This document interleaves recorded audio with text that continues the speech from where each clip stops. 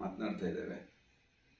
ಅದರಲ್ಲಿ ಕಳೆದ 3 ಸಂಚಿಕೆಗಳಲ್ಲಿ ಪ್ರಾರಂಭದಲ್ಲಿ ಅವರ ಸಾಹಿತ್ಯದ ಕುರಿತಾಗಿ, ಅವರ ಪೂರ್ಣ ಯೋಗ ದರ್ಶನದ ಕುರಿತಾಗಿ ಕೆಲವು ವಿಷಯಗಳನ್ನು ನಾವು ನೋಡಿದ್ದೀವಿ. ಸಾಧನೆಯಲ್ಲಿ ತೊಡಗತಕ್ಕಂಥ ಸಾಧಕ ಹೇಗೆ ತನ್ನ ಕರ್ಮಗಳಲ್ಲಿ ನಿರತನಾಗಬೇಕು ಅಥವಾ ಕರ್ಮವನ್ನು ಹೇಗೆ ಭಾವಿಸಬೇಕು, ಈ ಕರ್ಮದ ಪ್ರಭು ಯಾರು, ಯಾವುದು ನನ್ನನ್ನು ಕರ್ಮಕ್ಕೆ ತೊಡಗಿಸ್ತಾ ಇರುವಂಥದ್ದು ಅನ್ನುವ ಬಗ್ಗೆ ಒಂದು ವಿಶೇಷವಾದಂಥ ಒಳನೋಟವನ್ನು, ತಿಳುವಳಿಕೆಯನ್ನು ಹೊಂದಿರಬೇಕಾದ್ದು ಅನಿವಾರ್ಯ. ಈ ಹೊತ್ತು ಆ ವಿಷಯವಾಗಿ ಶ್ರೀ ಅರವಿಂದರ ಪೂರ್ಣಯೋಗ ಪಥದಲ್ಲಿ ಇರುವ ಸಾಧಕ ಕರ್ಮವನ್ನು ಕುರಿತಾಗಿ ಯಾವ ಥರದ ಚಿಂತನೆಗಳನ್ನು ಹೊಂದಿರಬೇಕು, ಭಾವನೆಗಳನ್ನು ಹೊಂದಿರಬೇಕು ಅಥವಾ ತಳಿಬೇಕು, ಕರ್ಮದಲ್ಲಿ ತೊಡಗಬೇಕು ಎನ್ನುವ ಬಗ್ಗೆ ಒಂದು ವಿಚಾರ ಮಂಥನವನ್ನು ನಾವು ಈ ದಿನ ಮಾಡುವವರಿದ್ದೇವೆ ಶ್ರೀ ಅರವಿಂದರ ಪೂರ್ಣಯೋಗದ ಬೆಳಕಿನಲ್ಲಿ. ಬಹಳ ವಿಶೇಷವಾದ ಸಾಧನೆ ಶ್ರೀ ಅರವಿಂದರ ಪೂರ್ಣಯೋಗ ಸಾಧನೆ. ಅದರಲ್ಲಿ ಇರ್ತಕ್ಕಂಥ ಸಾಧಕ ಅವನೊಳಗಡೆಗೆ ಒಂದು ಅಮರ ಅಂಶವಿದೆ. ಕಾಲ ದೇಶಕ್ಕೆ ಅತೀತವಾಗಿರ್ತಕ್ಕಂಥ, ನಾಮರೂಪಗಳಿಗೆ ಅತೀತವಾಗಿರ್ತಕ್ಕಂಥ, ಸರ್ವಶಕ್ತವಾಗಿರುವ, ಸರ್ವಂಕಷವಾಗಿರುವ ಒಂದು ವಿಶೇಷವಾದಂತಹ ಅಂಶ ಇದೆ ಅನ್ನುವ ಶ್ರದ್ಧೆಯನ್ನು ಹೊಂದಿದವನಾಗಿರಬೇಕು. ಆ ನಂತರ ಸನಾತನ ಆನಂದದ ಜ್ಯೋತಿ, ಅದರ ಒಂದು ಕಿಡಿ, ಅದರ ಒಂದು ಜ್ಞಾನ, ಅದರ ಒಂದು ಮೇಲೆ ಭಕ್ತಿ, ಈ ಹಿನ್ನೆಲೆಯಲ್ಲಿ ಕರ್ಮವನ್ನು ಅವನು ಮಾಡಲಿಕ್ಕೆ ಆರಂಭಿಸಿದಾಗ ಸತ್ಯ ಅಂದರೆ ಏನು, ಆನಂದ ಅಂದರೆ ಏನು, ಚಿತ್ಶಕ್ತಿ ಹೇಗೆ ಈ ಒಂದು ಸತ್ಯ ಮತ್ತು ಆನಂದದ ಹಿಂದೆಗಡೆ ಕೆಲಸ ಮಾಡ್ತಾ ಇದೆ ಅನ್ನುವ ಅರಿವು ಸಾಧ್ಯವಾಗುತ್ತೆ. ಈ ರಹಸ್ಯವನ್ನು ಶೋಧನೆ ಮಾಡಲಿಕ್ಕಾಗಿಯೇ ಎಲ್ಲ ಯೋಗ ಮಾರ್ಗಗಳು, ಭಕ್ತಿ ಯೋಗ, ಕರ್ಮಯೋಗ, ಜ್ಞಾನಯೋಗ, ಹೀಗೆ ಬೇರೆ ಬೇರೆ ಯೋಗಗಳು ನಾವೇನು ಕೇಳ್ತೇವೆ ಮತ್ತು ಸಾಧನೆಯನ್ನು ಮಾಡ್ತಾ ಇರುವಂಥದ್ದನ್ನು ನೋಡ್ತೇವೆ. ಆ ಎಲ್ಲ ಯೋಗ ಮಾರ್ಗಗಳ ಗುರಿ ನಮ್ಮೊಳಗಡೆ ಇರ್ತಕ್ಕಂಥ ಸನಾತನ ಅಂಶವನ್ನು, ಅಮರತ್ವದ ಒಂದು ಅಂಶವನ್ನು ದರ್ಶಿಸುವ ಕಾರಣಕ್ಕಾಗಿ ದೈಹಿಕ, ಪ್ರಾಣಿಕ, ಮಾನಸಿಕ, ಬೌದ್ಧಿಕ ಮತ್ತು ಆಧ್ಯಾತ್ಮಿಕ ಕರ್ಮಗಳಲ್ಲಿ ಅವನು ತೊಡಗಲಿಕ್ಕೆ ಸಾಧ್ಯವಾಗುತ್ತೆ. ಅಥವಾ ಈ ಎಲ್ಲ ಕರ್ಮಗಳ ನಡುವೆ ಇರ್ತಕ್ಕಂಥ ಭಿನ್ನತೆ ಏನು ಅಥವಾ ವಿಶೇಷತೆ ಏನು, ಯಾವ ಕರ್ಮದಲ್ಲಿ ನಾನು ತೊಡಗಿದ್ದೇನೆ, ಅದರ ಉದ್ದೇಶವೇನು, ಅದರ ಪರಿಣಾಮಗಳೇನು, ಈ ಸಾಧನಾ ಮಾರ್ಗದಲ್ಲಿ ಒಟ್ಟಾರೆ ಅನ್ನುವಂಥ ತಿಳುವಳಿಕೆ ಅವನಿಗೆ ಬೇಕಾಗುತ್ತೆ. ಇಲ್ಲಿ ಒಂದು ಅನ್ವೇಷಣೆ ಅನ್ನುವಂಥದ್ದು ಸಾಧಕನಿಗೆ ಸದಾಕಾಲ ಇದ್ದೇ ಇರುತ್ತೆ. ಅಂಥದ್ದೊಂದು ಸಂದರ್ಭ ಪ್ರತಿಯೊಂದು ಕರ್ಮದ ಸನ್ನಿವೇಶದಲ್ಲಿ, ಆಲೋಚನೆ, ಚಿಂತನೆ, ಭಾವನೆ ಇತ್ಯಾದಿ ಮಾನಸಿಕ ಕರ್ಮಗಳಲ್ಲಿ ಕೂಡ ಅವನು ಈ ಒಂದು ಅನ್ವೇಷಣಾ ಅಂಶವನ್ನು, ದೃಷ್ಟಿಯನ್ನು ಹೊಂದಿರ್ತಾನೆ. ಅಂಥ ಸಾಧಕ ಈ ಎಲ್ಲ ಕರ್ಮಗಳ ಹಿಂದೆಗಡೆ ಶರೀರದ ಶಾರೀರಿಕ ಕರ್ಮಗಳಿರಬಹುದು, ಪ್ರಾಣಿಕದ ಕರ್ಮಗಳಿರಬಹುದು, ಮಾನಸಿಕ ಕರ್ಮಗಳಿರಬಹುದು, ಬುದ್ಧಿ ಕರ್ಮಗಳಿರಬಹುದು, ಈ ಎಲ್ಲ ಕರ್ಮಗಳ ಹಿಂದೆಗಡೆಗೆ ಒಬ್ಬ ಏಕೈಕ ಪ್ರಭು ಇದ್ದಾನೆ ಅನ್ನುವಂಥದ್ದು ಅಷ್ಟು ಸುಲಭವಾಗಿ ಗ್ರಾಹ್ಯವಲ್ಲ. ನಾನೇ ಮಾಡ್ತಾ ಇದ್ದೇನೆ, ನಾನೇ ನೋಡ್ತಾ ಇದ್ದೇನೆ, ನಾನೇ ಆಲೋಚನೆ ಮಾಡ್ತಾ ಇದ್ದೇನೆ, ನಾನೇ ಮಾತಾಡ್ತಾ ಇದ್ದೇನೆ, ಹೀಗೆ ನಾನು ಅನ್ನುವಂಥದ್ದಕ್ಕೆ ಕಾರಣವಾದ ಅಹಂ ಕೇಂದ್ರವನ್ನೇ ಪ್ರಧಾನವಾಗಿರಿಸಿಕೊಂಡು ಕರ್ಮಗಳನ್ನು ಮಾಡುವಂಥದ್ದನ್ನು ನಾವೆಲ್ಲ ಚೆನ್ನಾಗಿ ಬಲ್ಲೆವು. ಅಂದರೆ ಪೂರ್ಣಯೋಗ ಸಾಧಕನಿಗೆ ಅದರಾಚೆಗೂ ಒಂದು ಏನೋ ಶ್ರದ್ಧೆಯಿಂದನೋ, ಭಕ್ತಿಯಿಂದನೋ, ಭಗವಂತನ ಕೃಪೆಯಿಂದನೋ, ಶ್ರೀ ಮಾತಾರವಿಂದರ ಕೃಪೆಯಿಂದನೋ ಎಲ್ಲ ಕರ್ಮಗಳ ಹಿಂದೆಗಡೆಗೆ ಒಂದು ಶಕ್ತಿ ಕೆಲಸ ಮಾಡ್ತಾ ಇದೆ ಅನ್ನುವ ಒಂದು ಅರಿವು ಇದ್ದಿರಲೇಬೇಕಾಗತ್ತೆ, ಇರುತ್ತೆ. ಅದಿದ್ದಾಗ ಕರ್ತೃತ್ವ ಭಾವ ಅಥವಾ ಅಹಂಭಾವ ನಷ್ಟವಾಗುವ ಸಾಧ್ಯತೆ ಇದೆ. ಕರ್ತೃತ್ವ ಮತ್ತು ಭೋಕ್ತೃತ್ವ ಇರೋವರೆಗೂ ಅಪರಾಪ್ರಕೃತಿಯ ಬಂಧನದಲ್ಲಿ ನಾವಿರ್ತೀವಿ. ಯಾವಾಗ ಕರ್ತೃತ್ವ ಮತ್ತು ಭೋಕ್ತೃತ್ವ ಎರಡೂ ಹೋಗ್ತದೋ ಆವಾಗ ಅಹಂ ನಿರಸನವಾದ ಕಾರಣಕ್ಕಾಗಿ ಯಾವ ಕರ್ಮಪ್ರಭು ಈ ಪ್ರಕಟಿತ ವಿಶ್ವದ ಹಿಂದೆಗಡೆಗೆ ಕಾರ್ಯ ಮಾಡ್ತಾ ಇದ್ದಾನೋ, ಕಾರ್ಯಗಳನ್ನು ಅಥವಾ ಕರ್ಮಗಳನ್ನು ನಿಯೋಜಿಸ್ತಾ ಇದ್ದಾನೋ ಅವನು ಪ್ರಕಟವಾಗ್ತಾನೆ, ನಮ್ಮೊಳಗಡೆಗೆ ಪ್ರಕಟವಾಗ್ತಾನೆ. ಆ ನಂತರದಲ್ಲಿ ಸಾಧಕನ ರೀತಿ ನೀತಿಗಳು, ಚಿಂತನೆಗಳು, ಭಾವನೆಗಳು, ಆಲೋಚನೆಗಳು, ಕರ್ಮಗಳು ಭಿನ್ನ ನೆಲೆಯಲ್ಲಿ ಅಥವಾ ಭಿನ್ನ ಸ್ತರದಲ್ಲಿ ಅಥವಾ ಭಿನ್ನ ಪ್ರಜ್ಞೆಯಲ್ಲಿ ಆರಂಭವಾಗ್ತವೆ. ಪ್ರಕೃತಿಯಲ್ಲಿ ಅಪರಾಪ್ರಕೃತಿ ಮತ್ತು ಪರಾಪ್ರಕೃತಿ ಅಂತ ಹೇಳಿ ನಾವೇನು ಹೇಳ್ತೀವಿ, ಆ ಪ್ರಕೃತಿಯಲ್ಲಿ ಉನ್ನತ ಸ್ತರಗಳಲ್ಲಿ ನಾವು ನೆಲೆ ನಿಲ್ಲುವ ಅಭ್ಯಾಸ ಅಥವಾ ಸಾಧನೆಯಲ್ಲಿ ತೊಡಗುವಾಗ ಈ ಪರಮ ಪ್ರಭುವಿನ ಕರ್ಮದ ಯಜಮಾನ, ಕರ್ಮದ ಪ್ರಭು, ಕರ್ಮದ ದಿಗ್ದರ್ಶಕ, ಸರ್ವಶಕ್ತ, ಸನಾತನ ಅಂತೆಲ್ಲ ನಾವು ಕರೆಯಬಹುದಾದಂಥದ್ದೇನಿದೆ ಅದರ ದರ್ಶನ ಆಗುತ್ತೆ, ಅವನ ದರ್ಶನ ಆಗುತ್ತೆ. ಅದು ಸಾಧ್ಯ. ಆ ಉನ್ನತ ಸ್ತರಗಳಿಗೆ ಏರಿ ಹೋಗಿ ಮುಟ್ಲಿಕ್ಕಾಗಿ ನಾವು ಸಾಧನೆಯಲ್ಲಿ ತೊಡಗಿದ್ದೀವಿ. ಅಪರಾಪ್ರಕೃತಿಯ ಉಪಕರಣಗಳಾಗಿರ್ತಕ್ಕಂಥ ದೇಹ, ಪ್ರಾಣ, ಮನ, ಬುದ್ಧಿ ಇತ್ಯಾದಿ ಇತ್ಯಾದಿ ಏನೆಲ್ಲ ಇದೆ ಅವುಗಳನ್ನು ಉತ್ತರಿಸಿ ಮುಂದಕ್ಕೆ ಹೋದಾಗ ಈ ಪರಮನ ದರ್ಶನ ನಮ್ಮೊಳಗಡೆಗೆ ಪ್ರಾಪ್ತವಾಗುತ್ತೆ ಅಂಥೇಳಿ ಶ್ರೀ ಅರವಿಂದರು ಬೋಧಿಸ್ತಾರೆ. ಸಮಗ್ರ ಶ್ರದ್ಧೆ, ಅಚಲ ತಾಳ್ಮೆ, ಸಮರ್ಪಣೆ ಇವು ಮೂರು ಬೇಕಾಗುತ್ತೆ ಆ ಪರಮನ ಆ ದರ್ಶನಕ್ಕಾಗಿ. ಶ್ರದ್ಧೆ ಸಮಗ್ರವಾಗಿರಬೇಕು. ಎಲ್ಲ ತತ್ವಗಳನ್ನು, ಎಲ್ಲ ಕಾಲ, ದೇಶ, ಮತಪಂಥಗಳಲ್ಲಿ ಪ್ರಕಟವಾದ ಅರ್ಧ ಸತ್ಯಗಳನ್ನು ಪೂರ್ಣವಾಗಿ ಓದಿಕೊಂಡು, ಪೂರ್ಣವಾಗಿ ಗ್ರಹಿಸಿಕೊಂಡು, ಇದಕ್ಕೆ ಮೀರಿದ ಒಂದು ಸನಾತನ ಸತ್ಯವೊಂದಿದೆ, ಶಕ್ತಿಯೊಂದಿದೆ, ಅದನ್ನು ನಾನು ದರ್ಶಿಸಬೇಕು, ಅದನ್ನು ನನ್ನೊಳಗಡೆಗೆ ಆವಾಹಿಸ್ಕೊಳ್ಬೇಕು ಅನ್ನುವಂಥ ಶ್ರದ್ಧೆ. ಅದು ಸಮಗ್ರವಾಗಿ ಸದಾಕಾಲ. ಅದಕ್ಕಾಗಿ ಅಚಲವಾದ ತಾಳ್ಮೆ ಇರಬೇಕು, ಸಮರ್ಪಣೆ ಇರಬೇಕು. ಪೂರ್ಣ ಪ್ರಮಾಣದ ಸಮರ್ಪಣೆ ಅಂತ ಹೇಳ್ತಾರೆ. ತನ್ನದು ಎನ್ನುವ ಸಮಗ್ರ ಅಸ್ತಿತ್ವ ಏನಿದೆ, ಸತ್ಯ ಏನಿದೆ, ಅದನ್ನು ಸಮರ್ಪಣೆ ಮಾಡ್ತಕ್ಕಂಥ ಅವಶ್ಯಕತೆ, ಅಗತ್ಯತೆ ಇದೆ. ಹಲೋ,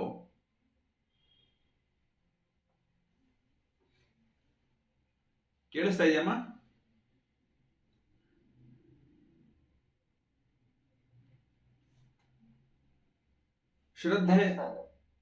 ಶ್ರದ್ಧೆ ಬುದ್ಧಿಗಿಂತ ವಿಶೇಷವಾದದ್ದು ಅನ್ನುವಂಥದ್ದು ಬಹುತೇಕ ಜನಕ್ಕೆ ಗೊತ್ತಿಲ್ಲ, ಸಾಧಕರಿಗೆ ಅದರಲ್ಲೂ ವಿಶೇಷವಾಗಿ.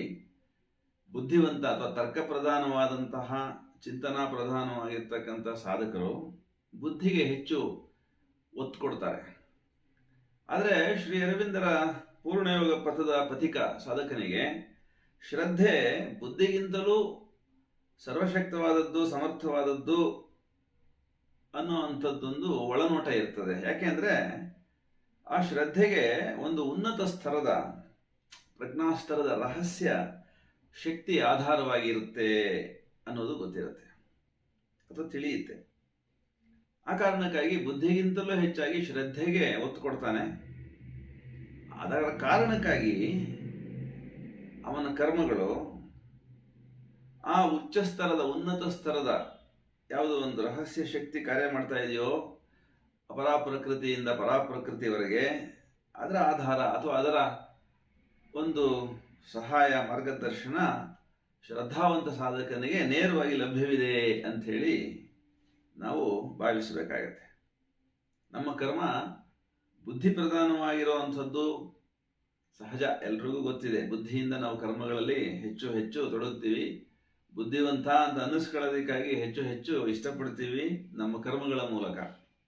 ಆದರೆ ಪೂರ್ಣಯೋಗ ಪಥಿಕ ಅದನ್ನು ಅಷ್ಟು ಮುಖ್ಯ ಅಂತ ಹೇಳಿ ಭಾವಿಸಿದೆ. ಶ್ರದ್ಧೆಯಿಂದ ಮತ್ತು ಆ ಶ್ರದ್ಧೆಗೆ ಅತಿ ಸಮೀಪದಲ್ಲಿ ಸಂಪರ್ಕದಲ್ಲಿರುವ ವಿಶ್ವಾಧಾರವಾಗಿರ್ತಕ್ಕಂಥ ಶಕ್ತಿ, ಆ ಒಂದು ಆಧಾರವನ್ನು ಹೆಚ್ಚು ಆಶ್ರಯಿಸ್ತಾನೆ.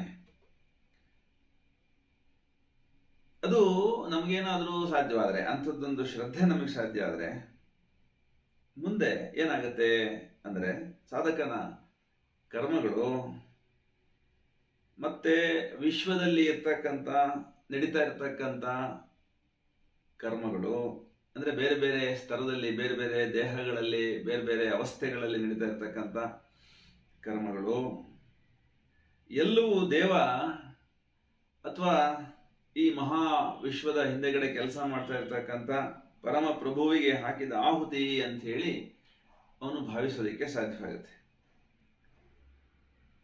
ಫಲಕ್ಕಾಗಿ ನಾನು ಮಾಡ್ತಾ ಇದ್ದೇನೆ ಅನ್ನೋ ಭಾವ ಹೋಗುತ್ತೆ.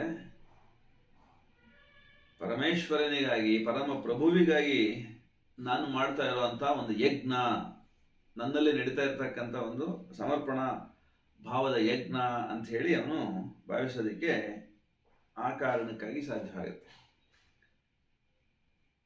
ಇದು ಪೂರ್ಣಯೋಗ ಸಾಧಕ ಮಾಡಬೇಕಾಗಿರ್ತಕ್ಕಂಥ ಮೊದಲನೆಯ ಸಾಧನೆ. ಅಂದ್ರೆ ಏನು? ಎಲ್ಲ ಕರ್ಮಗಳನ್ನ ಪರಮ ಪ್ರಭುವಿನ ಕಾರ್ಯದಲ್ಲಿ ಒಂದು ನಡೀತಾ ಇರ್ತಕ್ಕಂಥ ಯಜ್ಞ ಅಥವಾ ಆಹುತಿ ಅಂತ ಹೇಳಿ ಭಾವಿಸುವಂಥದ್ದು. ಅದಾದ ಮೇಲೆ ಅವನು ಇನ್ನೊಂದು ಪ್ರಧಾನವಾಗಿ ತಿಳಿಬೇಕಾಗತ್ತೆ ಅಥವಾ ಮಾಡಬೇಕಾಗತ್ತೆ, ಕರ್ಮ ಫಲದ ಆಶೆಯನ್ನು ಬಿಡುವಂಥದ್ದು. ನಿಷ್ಕಾಮ ಕರ್ಮ ಅಂತ ಹೇಳಿ ಗೀತೆ ಇದನ್ನು ಬೋಧಿಸ್ತದೆ. ಯಾರು ಫಲವನ್ನು ತ್ಯಾಗ ಮಾಡಿ ಕರ್ಮದಲ್ಲಿ ತೊಡಗುತ್ತಾನೋ ಅವನಿಗೆ ಅನಂತ ಫಲ ಅಂತ ಹೇಳಿ ಒಂದು ಮಾತು. ಜಗತ್ತಿನ ಒಡೆಯ ಸರ್ವೇಶ್ವರನೇ ಅವನ ಜೊತೆಗೆ ಸೇರ್ಕೊಳ್ತಾನೆ ಅಂತ ಅದರ ಅರ್ಥ. ಇದಾಗದೆ ಹೋದ್ರೆ ಪರಮಪ್ರಭುವಿನ ದಿವ್ಯ ಸಾನ್ನಿಧ್ಯ, ಆ ಪರಮಪ್ರಭುವಿನ ದಿವ್ಯ ಶಕ್ತಿ ನಮಗೆ ಪ್ರಾಪ್ತವಾಗಲ್ಲ. ಈ ಎರಡು ನಮ್ಮಲ್ಲಿ ಸಾಧನೆ ಆದರೆ ಪರಮಪ್ರಭುವಿನ ದಿವ್ಯ ಸಾನ್ನಿಧ್ಯದ ಅನುಭೂತಿ, ಪರಮಪ್ರಭುವಿನ ದಿವ್ಯ ಶಕ್ತಿ ನಮ್ಮೊಳಗಡೆಗೆ ಕೆಲಸ ಮಾಡೋದಕ್ಕೆ ಒಪ್ಪಿಗೆ ಕೊಟ್ಟು ಬರುತ್ತೆ.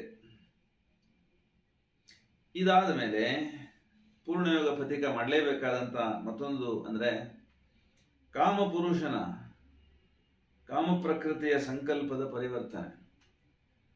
ಅಂದರೆ ಜೀವಕಾಮ ಅಥವಾ ಇಂದ್ರಿಯ ಕಾಮಗಳು ಅಥವಾ ಪ್ರಾಪಂಚಿಕ ಕಾಮನೆಗಳೆಲ್ಲವೂ ದೈವದ ಪರಮಪುರುಷನ ಮೇಲಿನ ಕಾಮನೆಗಳಾಗಿ ಅಥವಾ ಅಪರಾಪ್ರಕೃತಿಯ ಪ್ರಚೋದನೆಯಿಂದ ನಡೀತಕ್ಕಂಥ ಕಾಮಕರ್ಮಗಳೆಲ್ಲವೂ ಪರಾಪ್ರಕೃತಿಯ ಕರ್ಮಗಳಾಗಿ ರೂಪಾಂತರ ಹೊಂತವೆ ಅಥವಾ ಪರಿವರ್ತನೆ ಹೊಂತವೆ ಅಥವಾ ಅಂಥದ್ದೊಂದು ಸಂಕಲ್ಪ ಪರಿವರ್ತನೆ ಹಿಂದೆಗಡೆಗೆ ಇರುತ್ತೆ. ಇದು ಅಷ್ಟು ಸುಲಭವಾದದ್ದೇನೂ ಅಲ್ಲ.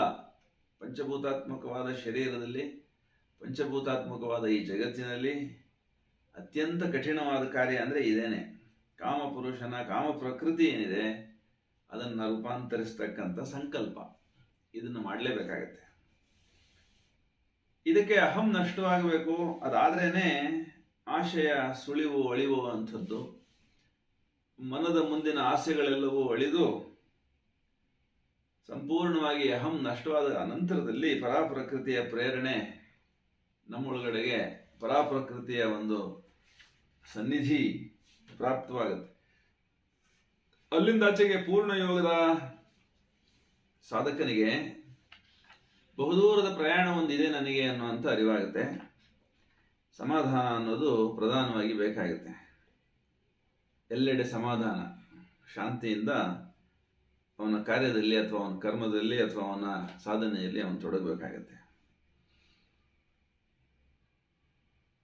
ಆ ಸಾಧನೆಯಲ್ಲಿ ಅವನಿಗೆ ಮುಂದುವರೆದಂತೆ ವಿಶ್ವಶಕ್ತಿಗಳ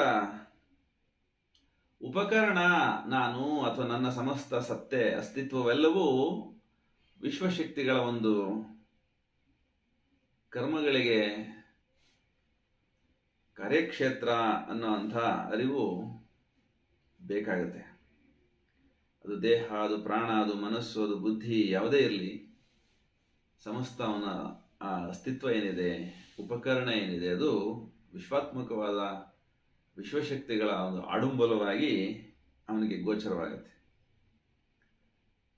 ಈ ಸಂದರ್ಭದಲ್ಲಿಯೂ ಕೂಡ ಅಹಂ ಸಂಪೂರ್ಣವಾಗಿ ನಷ್ಟವಾಗಿದೆ ಅಂತ ಹೇಳಿ ನಾವು ಭಾವಿಸುವಂತಿಲ್ಲ. ಬಗೆ ಬಗೆ ವೇಷದಲ್ಲಿ ತನ್ನ ಅಸ್ತಿತ್ವವನ್ನು ಅದು ಉಳಿಸಿಕೊಳ್ಳಲು ಹವಣಿಸ್ತಾ ಇರುತ್ತೆ ಅಹಂ ಪ್ರಜ್ಞೆ.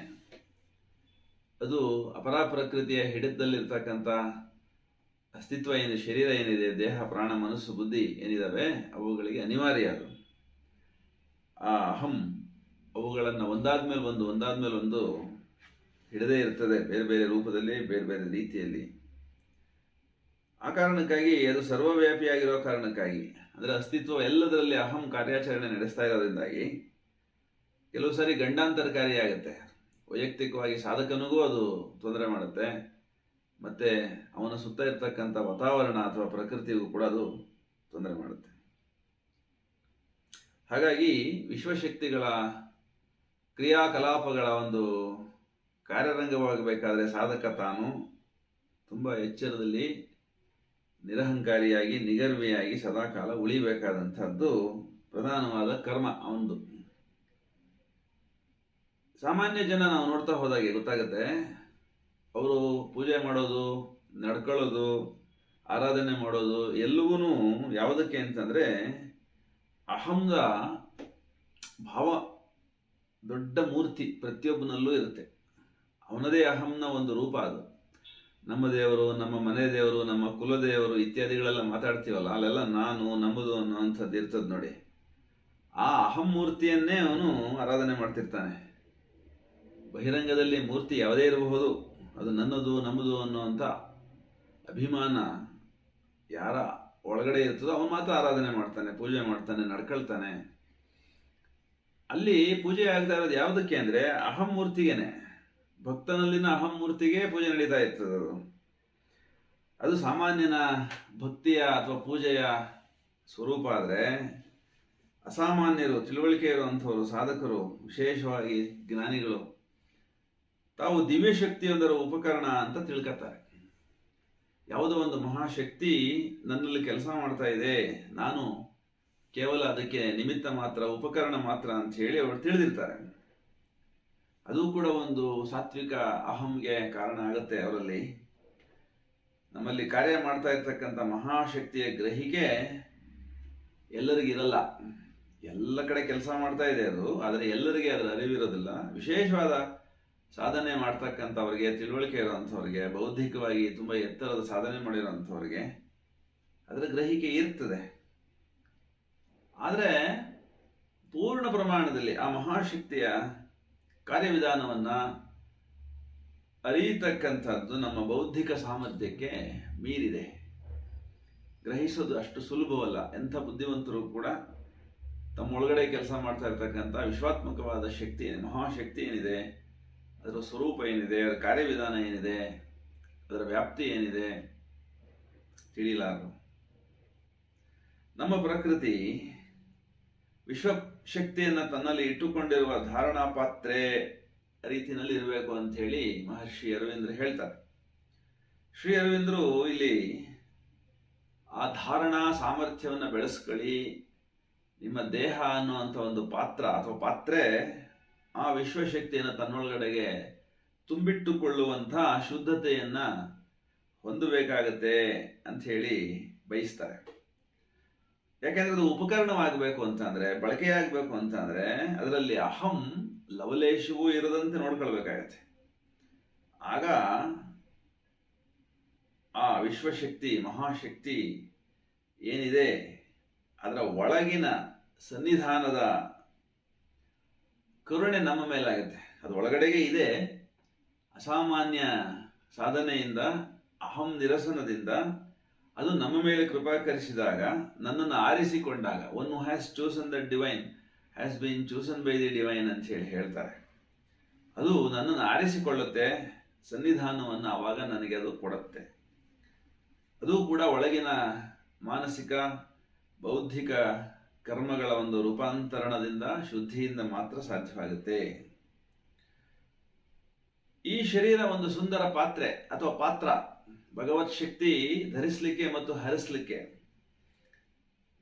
ಈ ಸುಂದರ ಪಾತ್ರೆ ಮತ್ತೊಂದು ಸುಂದರ ಪಾತ್ರೆಯನ್ನು ಕಂಡು ಅತಿಶಯವಾಗಿ ಸಂತೋಷಿಸಬಹುದು, ಅತಿಶಯವಾಗಿ ಅಸೂಯೆ ಪಡಬಹುದು.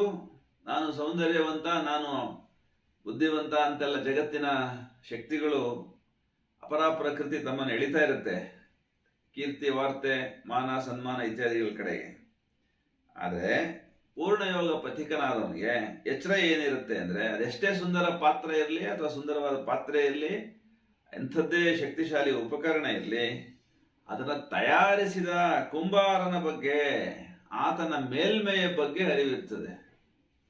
ಅಂದರೆ ನನ್ನ ಹಿಂದೆಗಡೆಗೆ ಮತ್ತೆ ಯಾವ ಎಲ್ಲ ಸೌಂದರ್ಯ ರಾಶಿಯನ್ನು ಹೊತ್ತು ಬಂದಿದೆಯೋ, ಪ್ರಕಟ ಆಗಿದೆಯೋ ಈ ಜಗತ್ತಿನಲ್ಲಿ, ಕ್ರಿಯೆ, ಸೃಷ್ಟಿ ಕಾರ್ಯ, ಪ್ರಕೃತಿ ರಚನೆ, ಅದರ ಹಿಂದೆಗಡೆಗೆ ಪರಮೇಶ್ವರ ಇದ್ದಾನೆ, ಒಬ್ಬ ಕುಂಬಾರ ಎಲ್ಲ ಮಡಿಕೆಗಳ ಹಿಂದೆಗಡೆಗೆ ಹೇಗೆ ತನ್ನ ಬುದ್ಧಿಕರ್ಮವನ್ನು ಬಳಸಿರ್ತಾನೋ ಹಾಗೆ ಪರಮೇಶ್ವರ ಎಲ್ಲ ಸೃಷ್ಟಿಯ ಹಿಂದೆಗಡೆಗೆ ಎಲ್ಲ ಜೀವಿಗಳ ಶರೀರಗಳ ಕಾರ್ಯಗಳ ಹಿಂದೆಗಡೆಗೆ ಇದ್ದಾನೆ ಎನ್ನುವಂಥದ್ದು ಒಂದು ಎಚ್ಚರ ಪೂರ್ಣಯೋಗ ಪಥಿಕನಿಗಿರ್ತದೆ.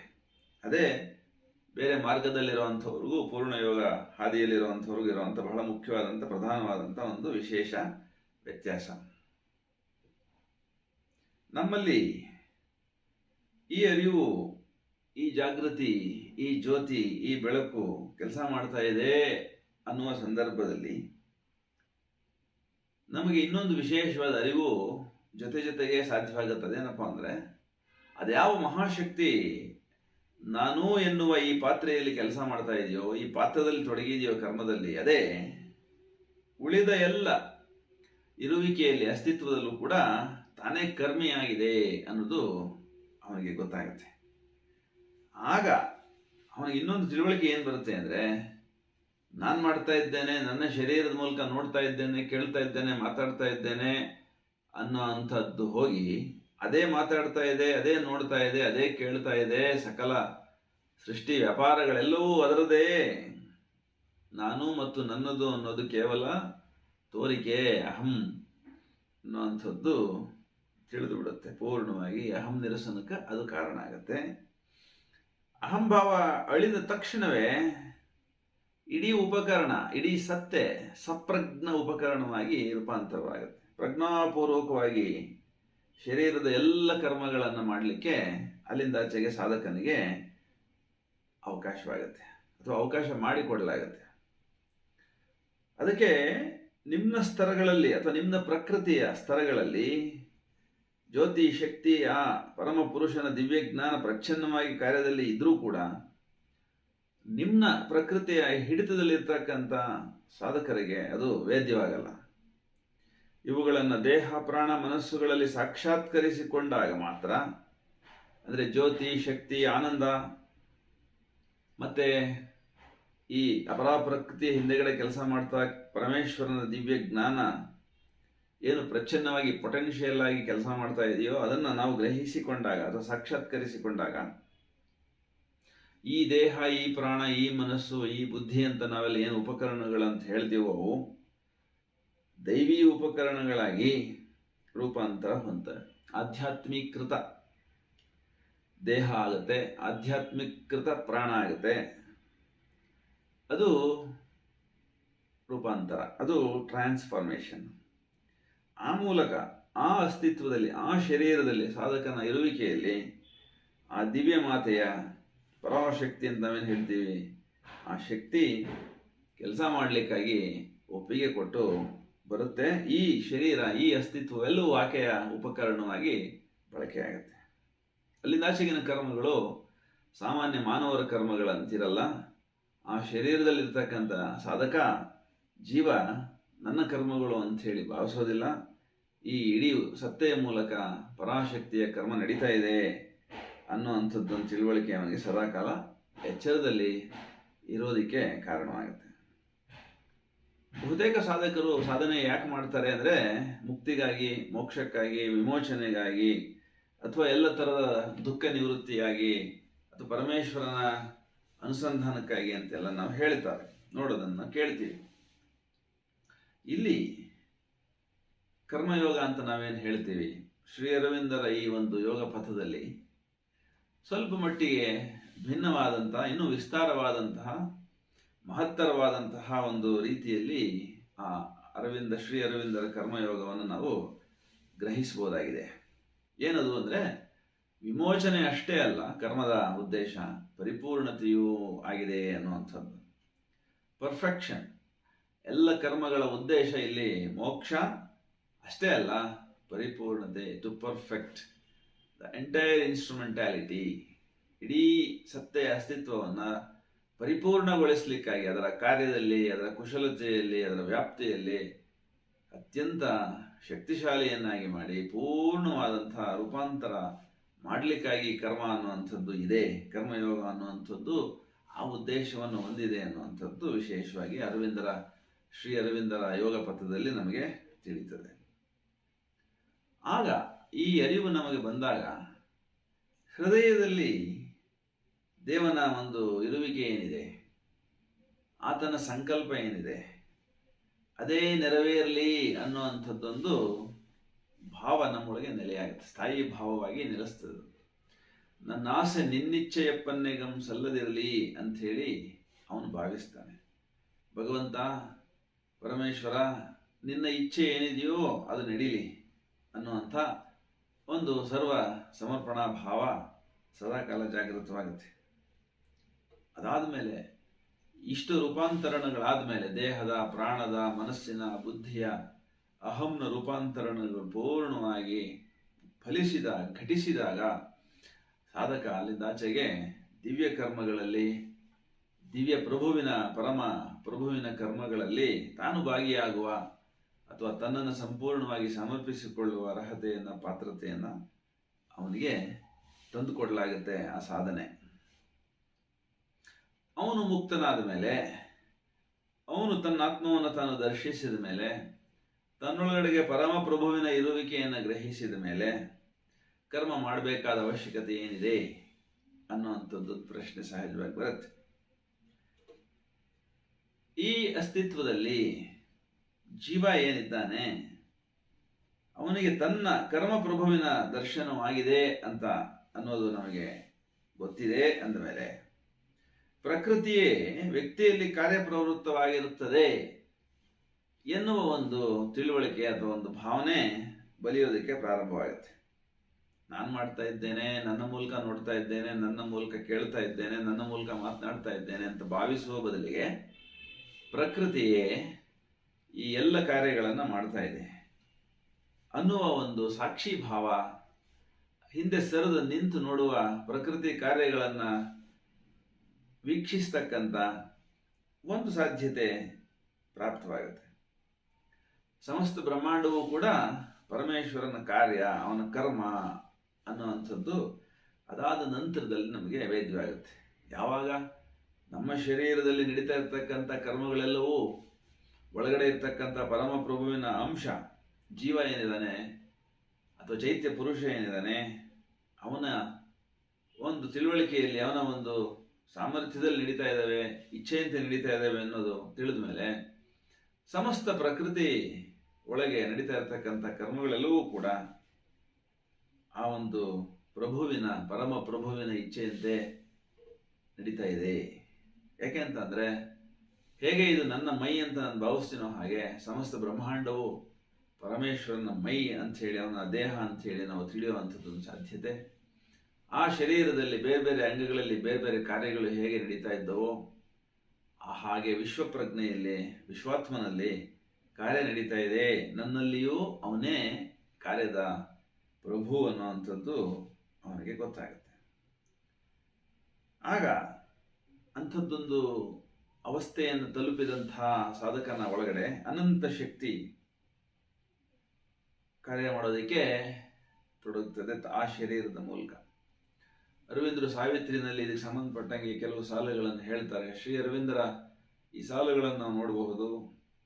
A prayer, a master act, a king idea can link man's strength to transcendental force. Then miracle made common rule. One mighty deed can change course of actions, a single thought becomes omnipotent ಅಂತ ಏನು ಹೇಳ್ತಾರೆ. ಯಾವಾಗ ಮಾನವ ಚೇತನ ಪರಾತ್ಪರ ಚೇತನದೊಂದಿಗೆ ಸಂಪರ್ಕಕ್ಕೆ ಬರುತ್ತೋ ಆವಾಗ ಈ ಮಾನವ ಚೇತನದ ಎಲ್ಲ ಕಾರ್ಯಗಳು ಪರಮ ಪ್ರಭುವಿನ ಕಾರ್ಯಗಳಾಗಿ ಗೋಚರಿಸ್ತವೆ. ಆವಾಗ ಇವನು ಪವಾಡ ಪುರುಷನಂತೆ, ವಿಶೇಷವಾದ ಶಕ್ತಿಯನ್ನು ಆವಾಹಿಸಿಕೊಂಡವನಂತೆ ಈ ಪ್ರಕೃತಿ ಅಪರ ಪ್ರಕೃತಿ ಒಳಗಡೆಗೆ ಇದ್ದರೂ ಕೂಡ ಅವನ ಕಾರ್ಯಗಳೆಲ್ಲವೂ ನಿಷ್ಕಾಮ ಕರ್ಮಗಳಾಗಿ ಪರಮೇಶ್ವರನ ಕರ್ಮಗಳು ಎನ್ನುವಂತಹ ಒಂದು ವಿಶೇಷ ಕರ್ಮಗಳಾಗಿ ಗೋಚರಿಸ್ತವೆ. ಇದು ಪ್ರತಿಯೊಬ್ಬ ಯೋಗ ಸಾಧಕನು, ಪ್ರತಿಯೊಬ್ಬ ಪೂರ್ಣ ಯೋಗ ಪಥಿಕನು ಈ ಅವಸ್ಥೆಯನ್ನು ಮುಟ್ಟಬೇಕು ಅನ್ನುವಂಥದ್ದು ಈ ಒಂದು ಕರ್ಮದ ಪ್ರಭುವಿನ ತಿಳುವಳಿಕೆಯ ಒಂದು ಸಂಗತಿ ಏನಿದೆ ನಾವಿವತ್ತು ಮಾತಾಡ್ತಾ ಇರುವಂಥದ್ದು, ಆ ಮಾತಿನ ಉದ್ದೇಶ. ಆತ್ಮವಿಕಾಸ, ಆತ್ಮಸಾರ್ಥಕತೆ ಎಲ್ಲ ಕರ್ಮಗಳ ಉದ್ದೇಶವಾಗಿರಬೇಕು ಅನ್ನೋದು ಪೂರ್ಣ ಯೋಗ ಪಥಿಕನ ತಿಳುವಳಿಕೆ. ಅವನ ಚಿಂತನೆ, ಭಾವನೆ, ಆಲೋಚನೆ ಎಲ್ಲವೂ ದೇಹ ಪ್ರಾಣ ಮನ ಬುದ್ಧಿ ಇತ್ಯಾದಿ ಇತ್ಯಾದಿ ಏನೆಲ್ಲ ಅವನಲ್ಲಿ ಇದೆ ಉಪಕರಣಗಳು, ಆ ಎಲ್ಲ ಉಪಕರಣಗಳ ಬಳಕೆಯಲ್ಲಿ ಅವನು ಆತ್ಮವಿಕಾಸದ ಆತ್ಮಸಾರ್ಥಕತೆಯ ಉದ್ದೇಶವನ್ನು ಹೊಂದಿದವನಾಗಿರ್ತಾನೆ. ವಿಶ್ವಾತ್ಮನಿಗಾಗಿ ಪರಿಪೂರ್ಣತೆಯನ್ನು ಪಡೆದ ಯೋಗಿ ಈ ಕಾರ್ಯದಲ್ಲಿ ತೊಡಗಿರಬೇಕು. ಪೂರ್ಣ ಯೋಗಿಯ ಪ್ರಧಾನವಾದ ಕರ್ತವ್ಯ ಅದೇನೆ. ಅವನು ಮೋಕ್ಷವನ್ನ ಮುಮುಕ್ಷತ್ವವನ್ನ ಅಥವಾ ಮುಕ್ತಿಯನ್ನು ಪಡೆದ ಅಂತ ಹೇಳಿ ತಾನು ಆನಂದದಿಂದ ಇರಲಿಕ್ಕೆ ಬಿಡೋದಿಲ್ಲ. ಅವನು ಕರ್ಮದಲ್ಲಿ ತೊಡಗಲೇಬೇಕಾಗತ್ತೆ. ಪ್ರಕೃತಿ ವ್ಯಾಪಾರನೇ ಅದು ಕರ್ಮ. ಅಷ್ಟು ಸುಲಭವಾಗಿ ಯಾರನ್ನು, ಎಂಥ ಮಹಾಜ್ಞಾನಿಯನ್ನು ಕೂಡ ಅದು ಸುಮ್ಮನೆ ಇರಲಿಕ್ಕೆ ಬಿಡೋದಿಲ್ಲ. ಕರ್ಮಕ್ಕೆ ಕಾರ್ಯಕ್ಕೆ ಹಚ್ತದೆ. ಯಾಕೆ ಅಂದರೆ ಸಮಸ್ತ ವಿಶ್ವಾತ್ಮನ ಕಾರ್ಯವೇ ಆಗಿದೆ ಇಡೀ ಜಗತ್ತು. ಎಂಥ ಮಹಾ ಜ್ಞಾನಿಯಾದರೂ, ಎಂಥ ಮಹಾ ಸಾಧಕನಾದರೂ, ಎಂಥ ಮಹಾ ಯೋಗಿಯಾದರೂ ಪ್ರಕೃತಿಯ ಒಂದು ಅಂಗ, ಒಂದು ಅಂಶ. ಆದ್ದರಿಂದ ಅವನನ್ನು ಕೂಡ ಆ ವಿಶ್ವಾತ್ಮ ಕರ್ಮದಲ್ಲಿ ತೊಡಗಿಸ್ತಾನೆ, ಬಿಡೋದಿಲ್ಲ. ಯೋಗಿ ಕರ್ಮದಲ್ಲಿ ತೊಡಗಿದಾಗ ಕರ್ತೃತ್ವ ಭಾವದಿಂದ ದೂರ ಉಳಿತಾನೆ. ಅದು ಬಹಳ ವಿಶೇಷವಾದಂತಹ ತಿಳುವಳಿಕೆ, ನಾವು ಅರಿಯಬೇಕಾದದ್ದು. ಅವನ ಉಪಕರಣಗಳೆಲ್ಲವೂ ಪರಾಶಕ್ತಿಯ ಸಹಜತೆಗೆ ಒಳಗಾಗಿ ಇರ್ತವೆ. ನಾನು ಮಾಡ್ತಾ ಇದ್ದೇನೆ, ನಾನು ನೋಡ್ತಾ ಇದ್ದೇನೆ, ನನಗಾಗಿ ಮಾಡ್ತಾ ಇದ್ದೇನೆ, ಕೀರ್ತಿ ವಾರ್ತೆಗಾಗಿ ಮಾಡ್ತಾ ಇದ್ದೇನೆ ಅನ್ನೋದು ಇರೋದಿಲ್ಲ ಅಲ್ಲಿ. ಕರ್ತೃತ್ವ ಭಾವವೇ ಇರಲ್ಲ, ಹಾಗಾಗಿ ಭೋಕ್ತೃತ್ವನೂ ಇರೋದಿಲ್ಲ. ಆದರೆ ಸಹಜವಾಗಿ ಕರ್ಮ ಮಾತ್ರ ನಡೀತಾ ಇರುತ್ತೆ. ಆತನ ಉಪಕರಣಗಳೆಲ್ಲವೂ ಒಂದು ಪರಾತ್ಪರ ಪುರುಷೋತ್ತಮನ ಪರಮ ಪ್ರಭುವಿನ ಇಚ್ಛೆಯಂತೆ ತನ್ನ ಕಾರ್ಯದಲ್ಲಿ ತಾನು ತೊಡಗಿರ್ತದೆ. ಇವನು ನಾನು ಅನ್ನೋ ಭಾವದಿಂದ, ಮಮ ಮತ್ತು ಅಹಂಭಾವದಿಂದ ದೂರ ಉಳಿದಿರ್ತಾನೆ. ಆ ಕಾರಣಕ್ಕಾಗಿ ಅವನು ಕರ್ತೃತ್ವ ಭೋಕ್ತೃತ್ವವನ್ನು ಹೊಂದಿದವನಾಗಿರಲ್ಲ. ಹಾಗಾಗಿ ಕರ್ಮದಲ್ಲಿ ಇದ್ರೂ ಕೂಡ ತನ್ನ ಇಡೀ ಸತ್ತೆ ಅವನು ಫಲದ ಭೋಗದ ಬಗೆಗೆ ಚಿಂತಿತನಾಗಿರೋದಿಲ್ಲ.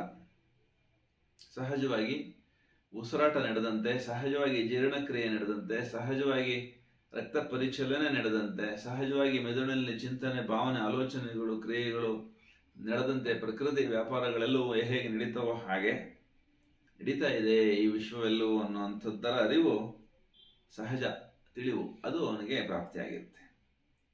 ವಿಮುಕ್ತನಾದ ಸಾಧಕ ಅಂದರೆ ಬಂಧನಗಳಿಂದ, ನಾನು ನನ್ನದು ಈ ಥರ ಬಂಧನಗಳೇನಿದ್ದಾವೆ, ಬಂಧನಕ್ಕೆ ಕಾರಣವಾದ ಅಂಶಗಳೇನಿದ್ದಾವೆ, ಅದರಿಂದ ವಿಮುಕ್ತನಾದವನು ಜ್ಞಾನದ ಬಲದಿಂದ, ಭಕ್ತಿಯ ಶ್ರದ್ಧೆಯ ಬಲದಿಂದ, ಕರ್ಮದ ಬಲದಿಂದ, ಯಾವುದಾದ್ರೂ ಸರಿ, ಮೂರೂ ಯೋಗಗಳು, ಮೂರೂ ಯೋಗ ಮಾರ್ಗಗಳು ಶ್ರೀ ಅರವಿಂದರ ಈ ಪೂರ್ಣ ಯೋಗ ಮಾರ್ಗದಲ್ಲಿ ಒಂದಾಗ್ತವೆ.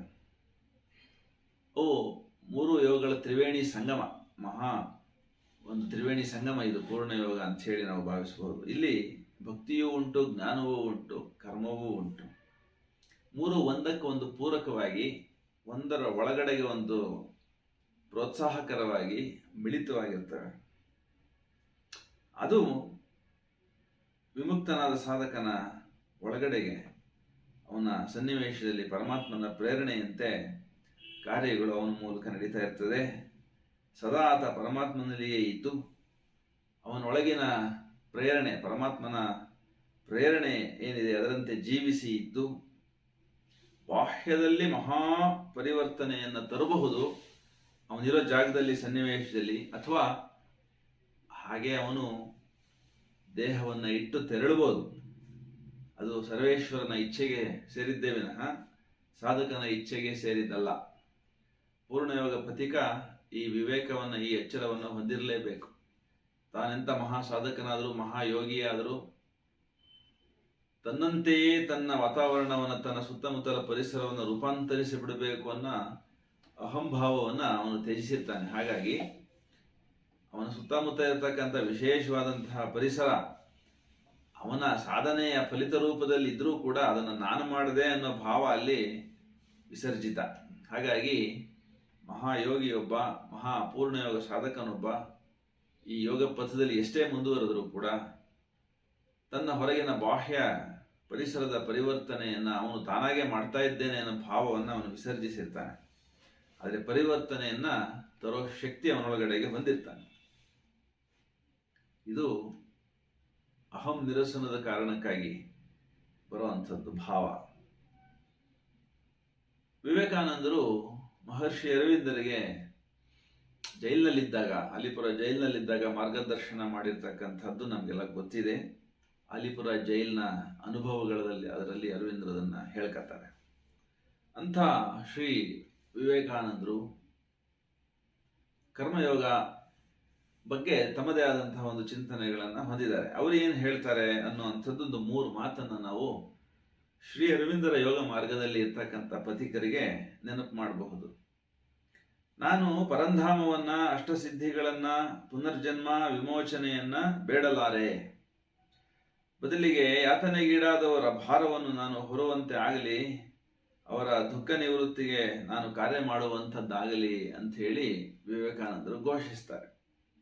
ಇದು ಅವರ ಮೊದಲನೇ ಮಾತು.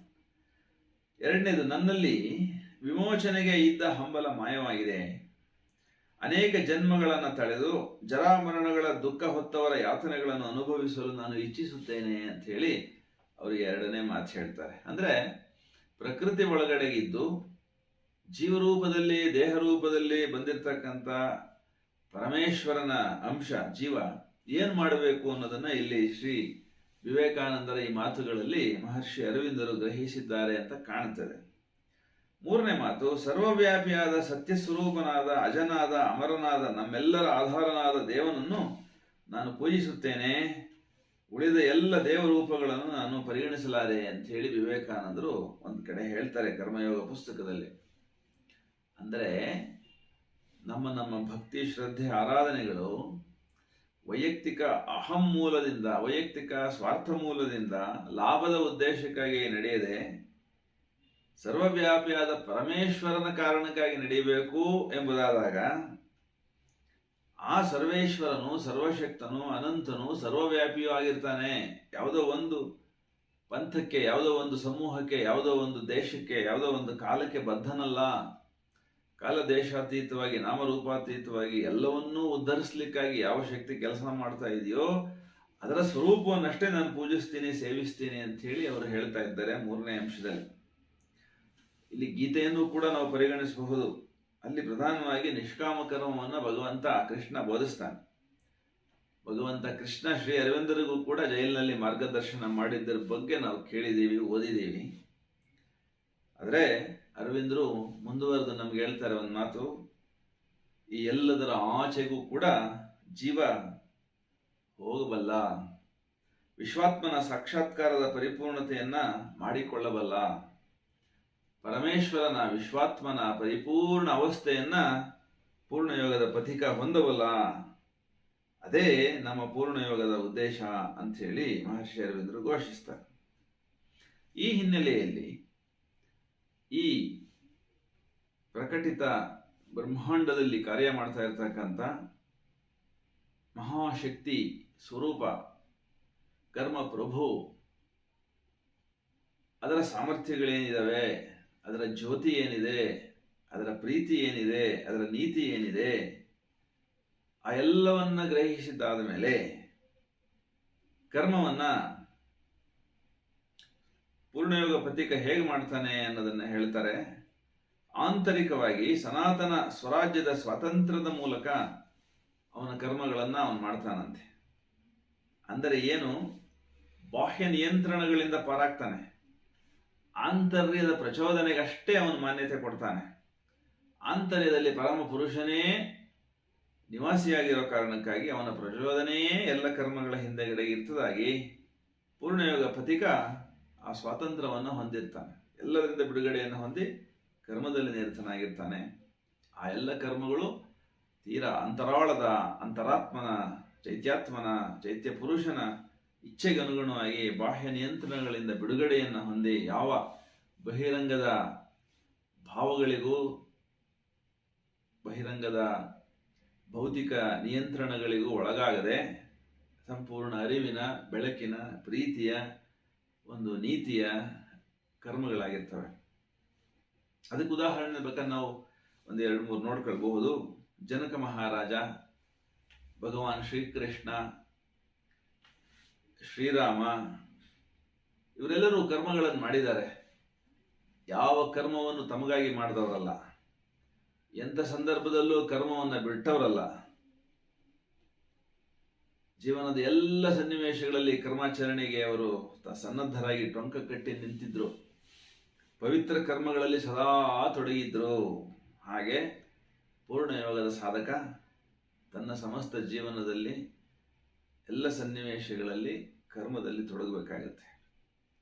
ಅದಕ್ಕೆ ಅವನು ಆಶ್ರಯಿಸುವಂಥದ್ದು ಅಂತರ್ವಾಣಿ ಅಂತ ಹೇಳ್ತಾರೆ. ಯಾಕೆಂದರೆ ಕಾರ್ಯದ ಪ್ರಭು ಅಂತರಂಗ ನಿವಾಸಿ ಚೈತ್ಯ ಪುರುಷ ಆಳದಿಂದ ಪ್ರಕಟಿಸ್ತಾನೆ.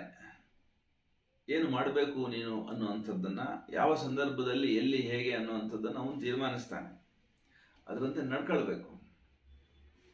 ಅಹಂಮುಕ್ತವಾಗಿದ್ದು ಹೃದಯ ಬುದ್ಧಿಗಳು ಶುದ್ಧವಾಗಿದ್ದಾಗ ಅಂತರ್ವಾಣಿ, ಅಂತರಾತ್ಮನ ಪ್ರಚೋದನೆ ಗೋಚರಿಸ್ತದೆ, ತಿಳಿತದೆ. ಕರ್ಮದ ಪ್ರಭು ಅವಾಗ ಈ ದೇಹ ಸತ್ತೆಯ ಮೂಲಕ ತನ್ನ ಕರ್ಮವನ್ನು ನಡೆಸೋದಕ್ಕೆ ಸುಲಭವಾಗಿ ಅವಕಾಶವಾಗುತ್ತೆ. ನಮ್ಮ ಹೃದಯದ ಆಳದಲ್ಲಿರುವವನು ನಮಗೆ ಗೋಚರಿಸಬೇಕಾದ್ರೆ ಸರ್ವ ರೀತಿಯ ಅಹಂಕಾರ ಅಳೆದಿರಬೇಕು. ಪ್ರಕೃತಿಯ ಪರಿಶುದ್ಧತೆ ನಮ್ಮಲ್ಲಿ ನೆಲೆಸಿರಬೇಕು. ಆಗ ಮಾತ್ರ ಆ ಅಸ್ತಿತ್ವದಿಂದ ಬರ್ತಕ್ಕಂಥ ಕರ್ಮ ಅಂತರಾತ್ಮನ ಆದೇಶದಿಂದ, ಅಂತರಾತ್ಮನ ಪ್ರಚೋದನೆಯಿಂದ ಸಂಭವಿಸುತ್ತದೆ. ಆಸೆ ಆಸಕ್ತಿಗಳಿಂದ ದೂರಾಗಿ ಅನಂತ ಸತ್ಯ ಪಾವಿತ್ರ್ಯಗಳಲ್ಲಿ ನೆಲೆಸಿ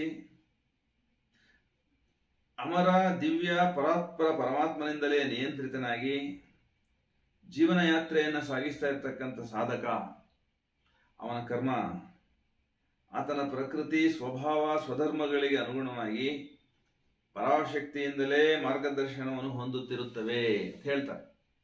ಇದು ಬಹಳ ವಿಶೇಷವಾದಂಥ ಒಂದು ಮಹರ್ಷಿ ಅರವಿಂದರ ಒಂದು ತಿಳುವಳಿಕೆ, ಅವರ ಸ್ವಾನುಭವ ಅಂತ ಹೇಳಿ ನಮಗಾದರೂ ಅನ್ನಿಸ್ತದೆ. ಅವರ ಜೀವನವನ್ನು ನಾವು ನೋಡಿದಾಗ ಮಹರ್ಷಿ ಅರವಿಂದರು ಆಸೆಗಳಿಂದ ಮುಕ್ತರಾಗಿದ್ದರು, ಆಸಕ್ತಿಗಳಿಂದ ಮುಕ್ತರಾಗಿದ್ದರು, ಜಗತ್ತಿನ ಜಂಜಾಟಗಳಿಂದ, ಜಗತ್ತಿನ ಸರ್ವ ಆಕರ್ಷಣೆಗಳಿಂದ ಪಾರಾಗಿದ್ರು, ದೂರಾಗಿದ್ರು. ಪಾವಿತ್ರತೆಯಲ್ಲಿ ಸದಾಕಾಲ ಬುದ್ಧಿ ಮನ ಚಿತ್ತ ಅಹಂಕಾರಗಳನ್ನು ತೊಡಗಿಸ್ತಾ ಇದ್ರು. ಆ ಕಾರಣಕ್ಕಾಗಿ ಪರಾತ್ಪರ ದಿವ್ಯ ಪುರುಷನ ಸನ್ನಿಧಿಯನ್ನು ಅವರು ಹೊಂದಿದ್ರು. ಅವರ ಸಮಸ್ತ ಅಸ್ತಿತ್ವವನ್ನು ಆ ದಿವ್ಯ ಪುರುಷನ ಪದತಲದಲ್ಲಿ ಸಮರ್ಪಿಸಿದರು. ದಿವ್ಯ ಪುರುಷರೇ ಆದರು, ಮಹಾಯೋಗಿಯಾದರು, ಜಗನ್ಮಹಾಕವಿಯಾದರು, ದಾರ್ಶನಿಕರಾದರು, ಅತಿಮಾನಸ ಯೋಗಿಯಾದರು. ಜೀವನ ಯಾತ್ರೆಯಲ್ಲಿ ಅವರ ಕರ್ಮಗಳೇನಿದ್ದಾವೆ, ಅವರ ಗ್ರಂಥಗಳ ರಚನೆ ಏನಿದೆ, ಅವರ ಬುದ್ಧಿಭಾವಗಳು, ಮನಸ್ಸು, ದೇಹಗಳು ಯಾವ ಕರ್ಮಗಳಲ್ಲಿ ತೊಡಗಿದ್ದಾವೆ ಅವೆಲ್ಲ ಪವಿತ್ರವಾಗಿ ಹೋಗಿದ್ದಾವೆ. ಇವತ್ತಿಗೂ ಮಾರ್ಗದರ್ಶನ ಮಾಡ್ತಕ್ಕಂಥ ಶಕ್ತಿಯನ್ನು ಹೊಂದಿದ್ದಾವೆ. ಪ್ರಕೃತಿ ಸ್ವಭಾವಗಳನ್ನು ರೂಪಾಂತರ ಮಾಡ್ತಕ್ಕಂಥ ಶಕ್ತಿಯನ್ನು ಧರಿಸಿದ್ದಾರೆ. ಯಾಕೆಂದರೆ ಪರಾಶಕ್ತಿಯಿಂದ ಅವರು ಮಾರ್ಗದರ್ಶನವನ್ನು ಸದಾಕಾಲ ಪಡಿತಾ ಇದ್ದರು ಅನ್ನೋದಕ್ಕೆ ಅವರ ಸಾಹಿತ್ಯದಲ್ಲಿ ಬೇಕಾದಷ್ಟು ನಿದರ್ಶನಗಳು, ಉದಾಹರಣೆಗಳು ನಮಗೆ ಸಿಗ್ತವೆ. ಸದಾಕಾಲ ನಿಮ್ನ ಪ್ರಕೃತಿಯಿಂದ ಪಾರಾಗಿ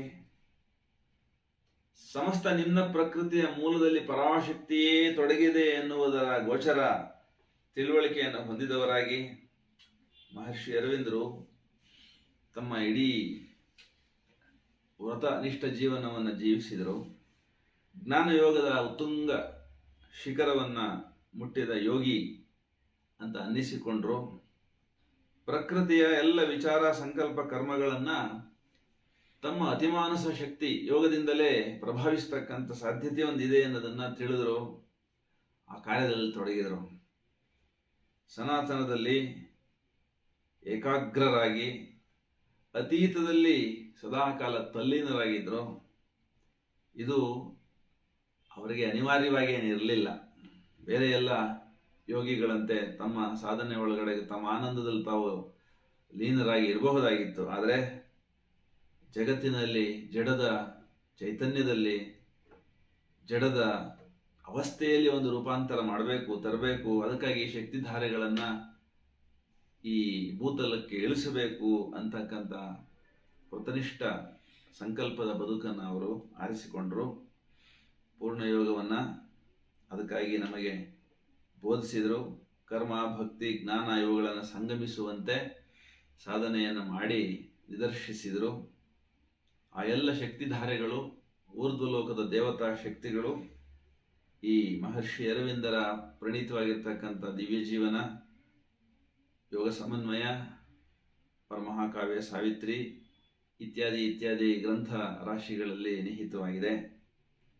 ಅವುಗಳನ್ನು ನಾವು ಶ್ರದ್ಧಾಭಕ್ತಿಗಳಿಂದ ಪರಾಂಬರಿಸಿ ಅಧ್ಯಯನ ಮಾಡಿ ಮನಸ್ಸು, ಬುದ್ಧಿ, ಚಿತ್ತಗಳನ್ನು ಅವುಗಳಲ್ಲಿ ತೊಡಗಿಸಿ ನತಮಸ್ತಕರಾಗಿ ನಮಸ್ಕರಿಸುವ ಒಂದು ಭಂಗಿಯಲ್ಲಿ ಸದಾಕಾಲ ವಿನೀತರಾಗಿ ವಿಧೇಯರಾಗಿ ನಾವು ಬದುಕನ್ನು ನಡೆಸಿದಾಗ ಈ ಪೂರ್ಣಯೋಗದ ಹಾದಿಯೊಳಗಡೆಗೆ ಸಾಕಷ್ಟು ಮುಂದುವರಿದು ಆ ಶಕ್ತಿ, ಜ್ಯೋತಿ, ಆನಂದವನ್ನು ನಾವು ಅನುಭವಿಸಬಹುದು, ನಮ್ಮೊಳಗಡೆಗೆ ಅವತರಿಸುವಂತೆ ನಾವು ಪ್ರಾರ್ಥಿಸಬಹುದು. ಆ ನಂತರದಲ್ಲಿ ನಮ್ಮ ಪರಿಸರದಲ್ಲಿ ಅವುಗಳನ್ನು ಹಬ್ಬಿಸಬಹುದು ಅನ್ನುವಂಥದ್ದು ಸ್ಪಷ್ಟವಾದ ತಿಳುವಳಿಕೆ, ಸ್ವಾನುಭವ ಎಲ್ಲರಿಗೂ ಉಂಟಾಗಲಿ, ಈ ಮಹಾಕಾರ್ಯದಲ್ಲಿ ಎಲ್ಲರೂ ತೊಡಗಲಿ ಅಂತ ಹೇಳಿ ಭಾವಿಸ್ತಾ, ಈ ಹೊತ್ತು 1 ಗಂಟೆಯ ಈ ಅವಧಿಯಲ್ಲಿ ಈ ಒಂದು ಪವಿತ್ರವಾದಂತಹ ವಿಭೂತಿ ಪೂಜೆಯನ್ನು, ಮಹರ್ಷಿ ಅರವಿಂದರ ಸದ್ಭಾವಗಳನ್ನು, ಹೃದ್ಭಾವಗಳನ್ನು, ಅವರ ಚಿದ್ಭಾವಗಳನ್ನು, ಅತಿಮಾನಸ ಜ್ಯೋತಿಯನ್ನು ಹೊಂದಿರತಕ್ಕಂಥ ಈ ಒಂದು ಅಕ್ಷರದ ಪಾತ್ರೆಗಳನ್ನು ತಮ್ಮೆಲ್ಲರ ಅತ್ಯಂತ ಪವಿತ್ರವಾದ ಮನಸ್ಸುಗಳಿಗೆ ತಲುಪಿಸ್ತಕ್ಕಂಥ ಕಾರ್ಯದಲ್ಲಿ ತೊಡಗಲಿಕ್ಕೆ ಅವಕಾಶ ಮಾಡಿಕೊಟ್ಟಂಥ ಶ್ರೀಯುತ ಅಜಿತ್ ಸಬ್ನೀಸ್ ಸರ್ ಅವ್ರಿಗೂ, ಶ್ರೀಮತಿ ವೈಶಾಲಿ ಅವ್ರಿಗೂ ಮತ್ತು ಈ ಕಾರ್ಯದಲ್ಲಿ ಭಾಗಿಯಾಗಿರ್ತಕ್ಕಂಥ ತಮ್ಮೆಲ್ಲರಿಗೂ ಒಳಿತಾಗಲಿ, ಈ ಹಾದಿಯಲ್ಲಿ ಮುನ್ನಡೆಯುವಂತಾಗಲಿ ತಾವೆಲ್ಲರೂ ಅಂತ ಹೇಳಿ ಭಾವಿಸಿ ಹಾರೈಸಿ ನನ್ನ ಮಾತುಗಳಿಗೆ ಮಂಗಳ ಹಾಡ್ತೀನಿ. ಧನ್ಯವಾದ, ನಮಸ್ಕಾರ. ಥ್ಯಾಂಕ್ ಯು ಪ್ರೊಫೆಸರ್ ನಂದೀಶ್ ಅವರು. ಇವತ್ತು ತುಂಬಾ ಚೆನ್ನಾಗಿತ್ತು ಕರ್ಮಯೋಗ ಬಗ್ಗೆ. Anybody has any questions? ಯಾರಿಗೂ ಪ್ರಶ್ನೆ ಏನು ಕೇಳಬೇಕಾ? ಓಕೆ. ಕರ್ಮಯೋಗ ಅಂದ್ರೆ ನಮ್ಮ ಎಲ್ಲಾ ಕಾರ್ಯದಲ್ಲಿ ಪರಿಪೂರ್ಣತಾ ತರಬೇಕು. This is a new concept which was not there before, which is given to us by Sri Aurobindo. And Professor Nandish ಅವರೇ, ನೀವು ಇಲ್ಲಿ ಕರ್ಮಯೋಗ ಬಗ್ಗೆ ಪೂರ್ಣ ವಿಸ್ತಾರದಲ್ಲಿ ಎಲ್ಲ ಹೇಳ್ಬಿಟ್ಟಿದ್ದಾರೆ in the light of Sri Aurobindo. He has really beautifully summarized how through karma yoga one can become an instrument of the divine. Thank you very much Professor Nandish ಅವರೇ. ಇವಾಗ ನಮ್ದು ನೆಕ್ಸ್ಟ್ ಟಾಕ್ ಡಿಸೆಂಬರ್ ಮಂತ್ ಅಲ್ಲಿ ಇರುತ್ತೆ. So dates ನಾವು ನಿಮ್ಗೆ ತಿಳಿಸ್ತೇವೆ. So we close this session with